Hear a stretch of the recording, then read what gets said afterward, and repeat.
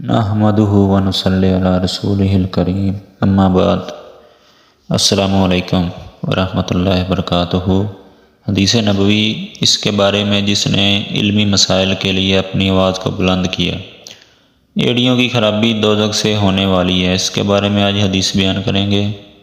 یہ کتاب العلم کے بیان میں ہے، بخاری شریف کی حدیث ہے۔ ہم سے ابو النعمان نے بیان کیا، کہا ہم سے ابو ایوانہ نے ابو بشر سے بیان کیا، انہوں نے یوسف بن مالک سے، انہوں نے عبداللہ بن عمرو سے، انہوں نے کہا ایک سفر میں جو ہم نے کیا تھا، یہ مکہ سے مدینہ کی طرف، حضرت صلی اللہ علیہ وسلم ہم سے پیچھے رہ گئے اور آپ ہم سے اس وقت تک ملے جب عصر کی نماز کا وقت آن پہنچا تھا۔ ہم جلدی جلدی وضو کر رہے تھے، بس پاؤں کو خوب دھونے کے بدلے ہم یوں ہی سادہ دھو رہے تھے۔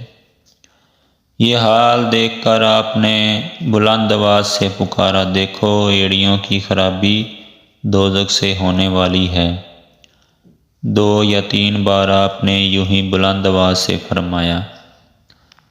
تو حدیث مبارکہ بخاری شریف کتاب سے بیان کرتا ہوں، تو آپ سے گزارش ہے کہ ویڈیو کو شیئر کیا کریں۔